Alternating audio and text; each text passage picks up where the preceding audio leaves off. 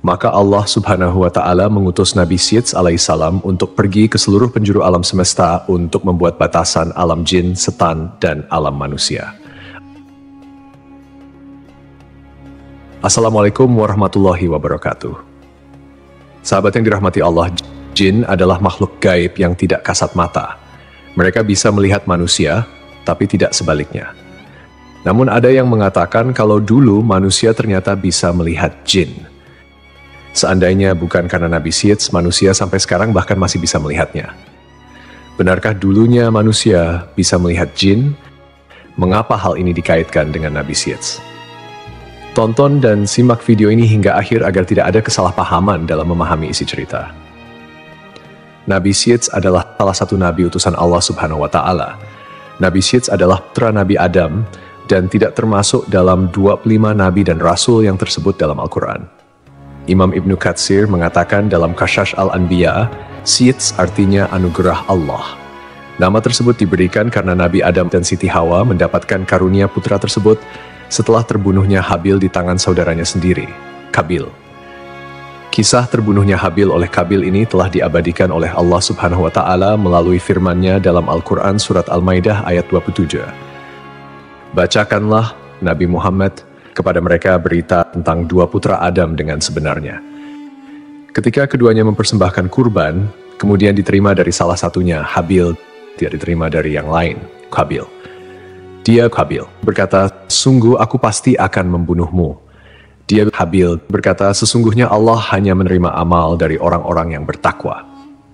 Qabil bisa disebut sebagai awal mula angkara murka di muka bumi setelah Nabi Adam alaihissalam diturunkan ke dunia. Karena perbuatannya itu, Qabil harus menanggung dosa yang terus mengalir sampai hari kiamat. Rasulullah Shallallahu Alaihi Wasallam bersabda, tidaklah dibunuh satu jiwa dengan zalim, melainkan dosa pembunuh itu akan ditanggung pula oleh anak Adam yang bernama Qabil, karena dialah yang pertama memberi contoh pembunuhan. Hadis riwayat Bukhari dan Muslim. Hal senada juga disampaikan Rasulullah Shallallahu Alaihi Wasallam, barang siapa memulai perkara baik yang disyariatkan maka baginya pahalanya dan pahala orang yang mengikutinya sampai terjadinya hari kiamat. Dan barang siapa yang mulai perkara jelek maka baginya dosanya dan dosa orang yang mengikutinya sampai terjadinya hari kiamat. Hadis riwayat Muslim.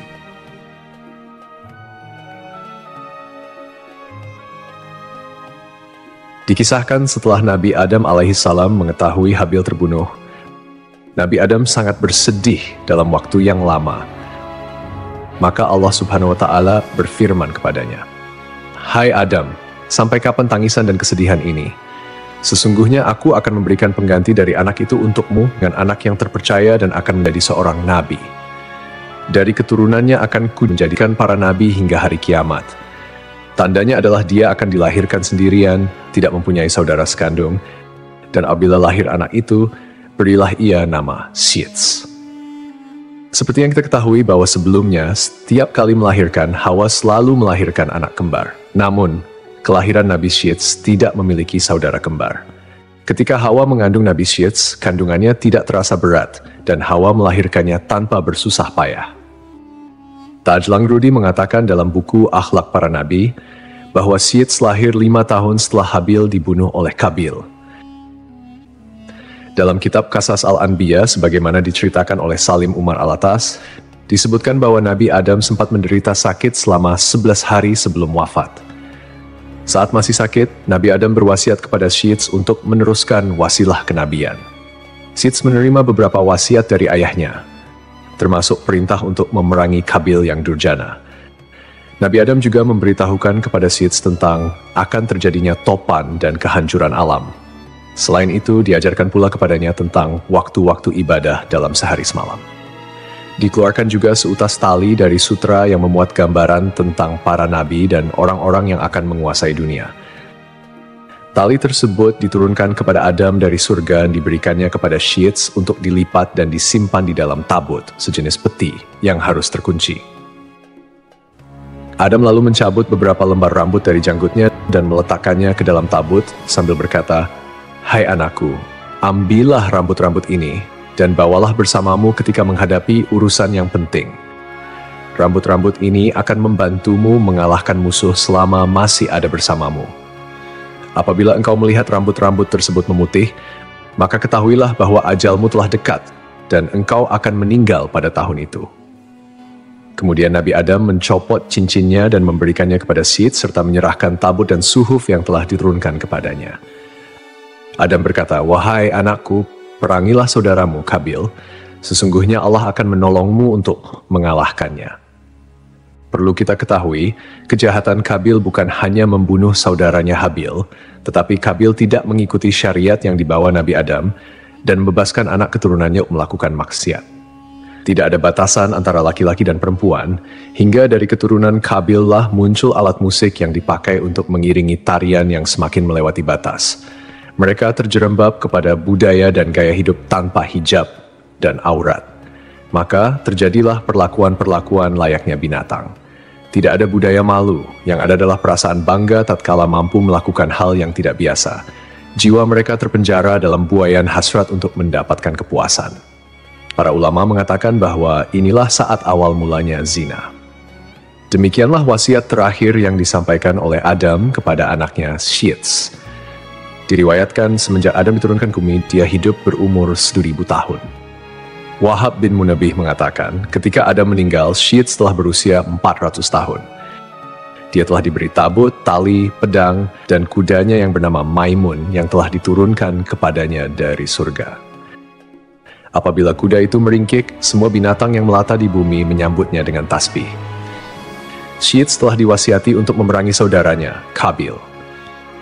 Dia pergi untuk memerangi Kabil, dan akhirnya perang itu pun berkecamuk. Itulah perang pertama yang terjadi antara anak-anak Adam di muka bumi. Dalam peperangan itu, Syed memperoleh kemenangan dan dia menawan Kabil. Kabil sebagai tawanan berkata, "Wahai Syed, jagalah persaudaraan di antara kita." Lalu Syed menjawab, "Lalu kenapa kau tidak menjaganya? Engkau telah membunuh saudaramu, Habil." Jawaban Syed pun sangat logis dan penuh dengan pertanyaan moral. Kenapa kau tidak menjaganya? Pertanyaan yang menyinggung kontradiksi antara kata-kata dan tindakan Kabil. Ini menggambarkan bagaimana dosa dan kejahatan dapat merusak hubungan persaudaraan, dan juga menggambarkan kedalaman rasa bersalah atau mungkin penyesalan yang dihadapi Kabil jika dia sampai menyadari kesalahannya. Kemudian Kabil ditawan oleh Syed, kedua tangannya dibelenggu di atas pundaknya dan dia ditahan di tempat yang panas sampai meninggal. Anak-anak Kabil bermaksud menguburkannya.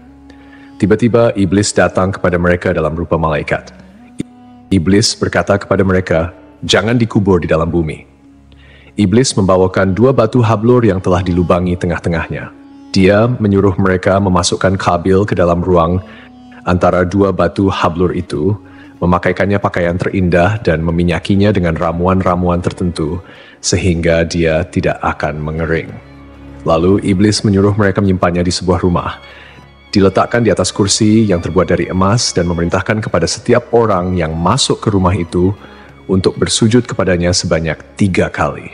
Iblis memerintahkan kepada mereka untuk merayakan upacara setiap tahun untuknya dan berkumpul di sekitarnya. Kemudian iblis mewakilkan urusan ini kepada setan. Setan itulah yang kemudian berkomunikasi dengan mereka sehingga manusia terus-menerus sujud kepada Kabil.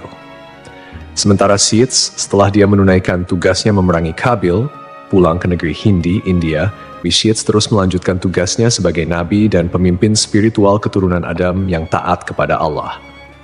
Nabi Syed dipercaya melanjutkan dakwahnya untuk mengajarkan tauhid dan hukum-hukum Allah kepada manusia. Setelah kepergian Nabi Adam dan Hawa, Allah menurunkan 50 sahifah kepada Nabi Syed. Dialah orang pertama yang mengeluarkan kata-kata hikmah.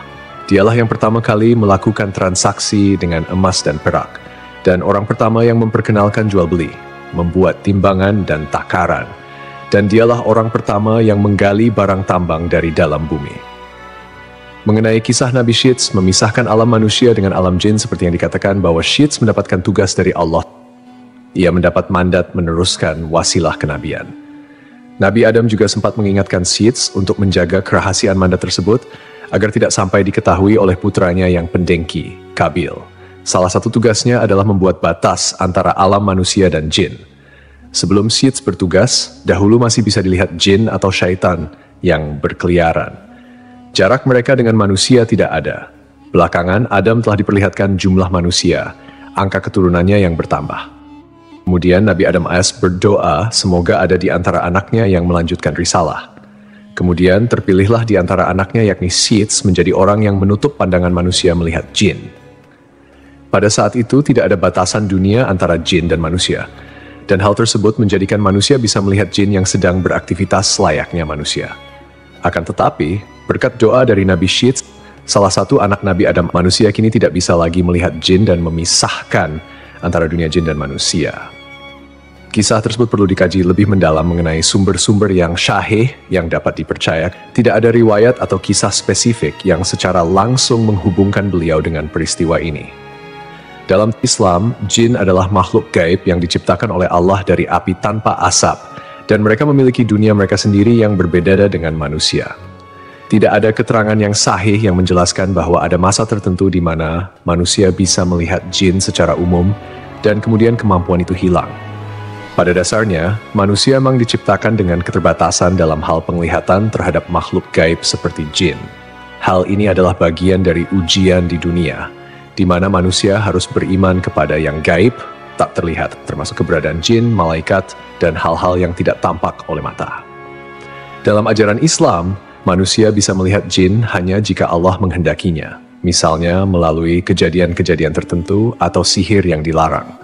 Namun, ini bukanlah sesuatu yang umum atau diceritakan secara spesifik dalam sejarah Nabi Sith. Wallahu a'lam bishawab. Hanya Allah yang mengetahui kebenaran yang sesungguhnya.